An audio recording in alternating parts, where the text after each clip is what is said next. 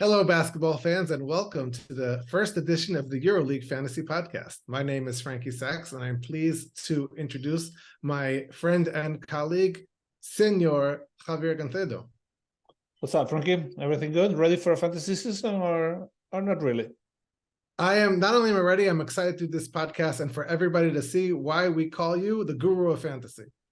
Well, some people are going to be disappointed. Maybe not. Maybe I'll do great this season. But we're going to have some guests that are probably better than us. We're going to have some former players. We're going to have a lot of surprises that we'll be revealing. But right now, we have to focus on what's new in the game, right? Yeah, absolutely. There's some cool things that we're introducing this game. I've been playing from the very beginning. I've always loved the EuroLeague Fantasy Challenge. It makes those games a little bit extra interesting when you're watching. You know, there's always something, whether you have a favorite team or a favorite player, all of a sudden you have a team and there's a different angle that you're rooting for. You're at the end of blowouts, you're worried about turnovers and fouls. So it always adds something to the game. So I love it. And I'm excited to talk about the new things that we're going to have this season. But I have to point out that this is the 20th season of the Fantasy Challenge. And a lot of players, became addicted to the game and also became more popular because of the game, especially those who started the season being a little bit, let's say, cheap or underpriced.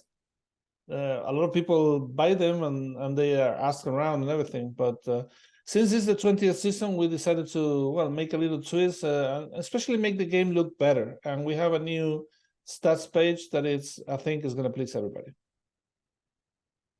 That's not the only thing that's new. This year, for the first time, we're going to have several times during the season where you can whitewash your entire team, start from scratch, sell everybody, build anew, come in with 10 new players and a new head coach. Yeah, there's a lot of people who have criticized this on social media, we have to say. But I'm sure that when the time comes and they can change the team, they're going to do it. So, it is what it is.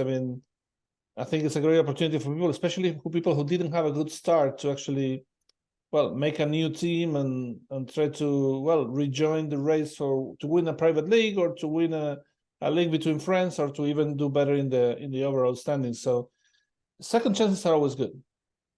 I also think it adds a new strategy. You have to learn how to use it, what moves to make the week before, the week after. And the second chance is somewhat fair. Sometimes you get stuck all of a sudden with a couple of injuries, a couple of things that go wrong. We've seen that happen in the past when we had the years with COVID-19 and players were coming out. So therefore, our games were being moved. So you allowed more, and you just had to learn how to adjust to the strategy. I think that this will challenge even the best of players. Yeah, and we haven't talked enough about the stats page. I think it's great, and it's going to be even better as the season goes on because it has so much depth, so many options that it's going to give you. If you use it well, it's going to be a very powerful tool for fantasy managers to do better. In the end, it's all about beating your opponent. Whether your opponent is everybody out there and you win the whole thing, or just your friends to win the private league, anything you can use is good enough. All right. In future episodes, we'll talk a little bit more about strategy and how we build our teams. But certainly having a stats tool like that will allow people to lean into things that they may not have realized and give them, if they use it properly, an edge on certain competitors. Well, have you?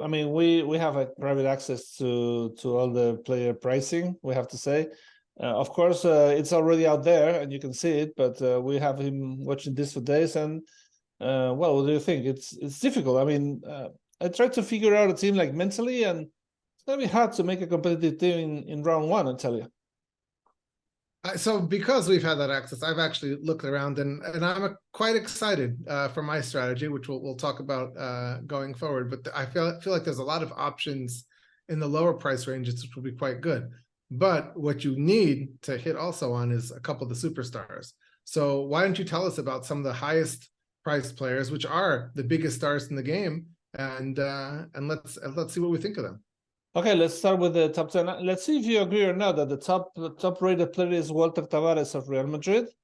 I think it's only logical. There are not too many centers. He has been a dominant force in the past 5 years, and at 16 credits, he's the most expensive player in the game. But I think that at 16, he may be cheap in the long run. I would probably go for him if. I have to check the schedule because the schedule is one of the most important things when it comes to strategy. But Tavares at 16 credits could be even an interesting option. Yeah, we'll have to see how things go this year and how the team looks. But for sure, a player like Tavares can get you points in so many ways with the block shots, the rebounds, drawing fouls, making those foul shots. He shoots at a very high percentage on the near the basket dunks, mid-range shots. He's just a beast that way. He's not. I don't know that I expect him to finish the season as the number one guy, but I think that he's almost a sure thing at the 16 credits to get you a lot of value. Yeah. Well, rounding out the top 10 is actually 11 players because there are two players with 14.5 credits. But we have Nikola Mirotic of EA7 Olimpia Milano.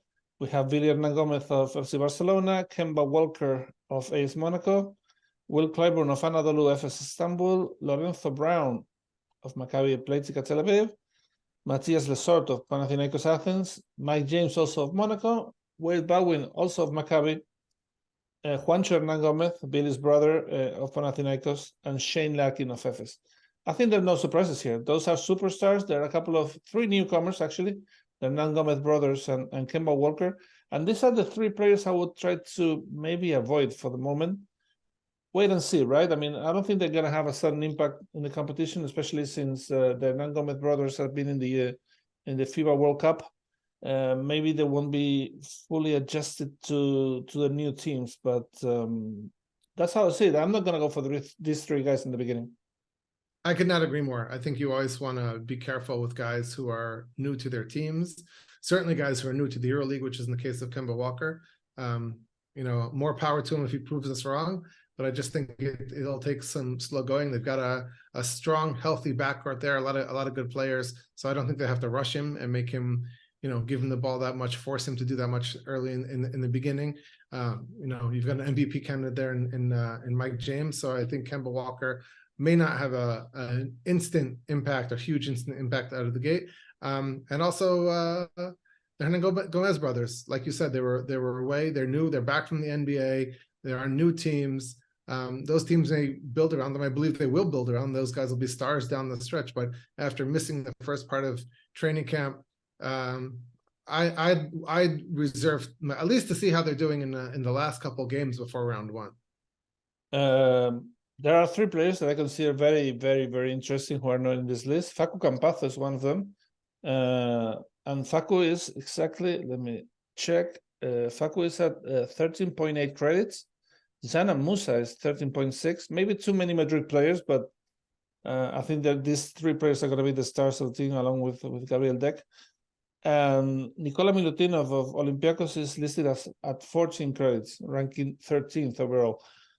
I don't know if it's going to be like bargains in the game or not, but these are players that I could, consider.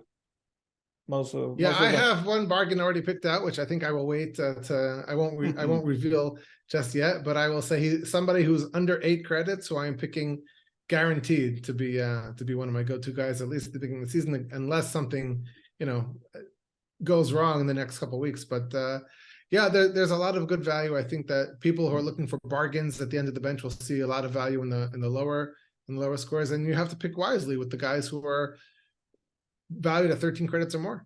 This is a bad thing for you. This podcast is that any good idea that you have, I'm going to copy it, just like that, because this is what I've been going through with the fantasy column that I used to write on EuroLeague Net. I will have to publish it on Monday, and I saw people copying me like all the time. Sometimes I will let people know behind the scenes. I would edit that. Usually I'd make my team beforehand, so it was all original thought. Then I would edit your column, and if you had some great idea, then I'd go back in and I would dump my players and steal your great idea. So that's how it works. This year, we will be making our teams probably before we record the podcast every week, so we have our own original ideas. But that means we can still go and change them and steal ideas. That's maybe why we should each have multiple teams. Maybe the team that we have to stick to on Monday morning that we go with in the podcast, and then the team that goes that we can make the adjustments after. Yes, sometimes the first impression is the best one. Sometimes you make the trades and you have a great team, and then you start adjusting it and you lose points. I'm thinking about I'm checking out the list, and I wonder who is this player that you say that is under 8 credits. I'm seeing John Brown at 7.8, Gabriele Procida at 7.7, Andreas Obst, of course, at 7.6. Well, there are a lot of interesting players, and these are the players that you need to win fantasy, because stars, you know, they already have a big value, and it's difficult for them to gain credits. But if you ace one of these two players that are underrated, and you keep them for a long time, and they make you win a lot of credits, that's when you use them to be better. I will ask you for your two greatest historical picks in round one that turned out to be worth the most in the long run, and I will then tell you who mine were. You mean a pick that I made historically in round one that really round delivered? One that turned out to be brilliant and earned you a lot of credits? I mean, right now I wouldn't name anybody in round one, but I remember somebody I picked in a round 5 one year. That was Bobby Brown. Bobby Brown of Montepaschi Siena. I remember I picked him, and he immediately had a 41-point game.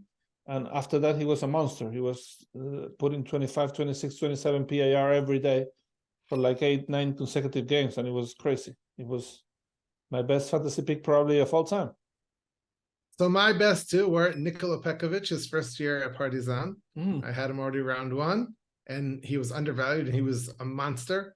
And my other one was, a lot of people knew about him, but the 16-year-old Ricky Rubio as a EuroLeague rookie, who was also quite undervalued. And although he didn't put up monster numbers that year with Juventud, the numbers were still pretty good for a guy that I picked up at also some very small amount of credits and rode him for most of the season. Also, so if you can get guys like that in round one, it can turn your whole season around. I can tell you what was my biggest mistake, because I used to price players, you know, for maybe 15 years. And now I don't price players anymore. I help them adjust some prices, but my biggest mistake, heavily undervaluing a player, was when Martínez Pochus came into Žalgiris. I put him in as the almost minimum value, and I think it was 65% of the people bought Martínez Pochus in round one. So that's how it happens goes. to the best of us, doesn't it? Yeah. Anyway, we should wrap it up, right? Yes. I think. Well, the cards are on the table already. The game is open. You can go try your teams. We're gonna have Arale Weisberg, fantasy expert, to talk about bargains very soon. So stay tuned. And I don't know. It's gonna be a season-long experience, and we're gonna compete against each other. So be ready, because I'm gonna be very, very competitive, and you know it. I can't wait. I'm looking forward to it. All right. Well, Frankie, see you next time. And like I said, study well, because this is going to be a long run, I promise. Thank you for joining us, everybody. We'll see you next time.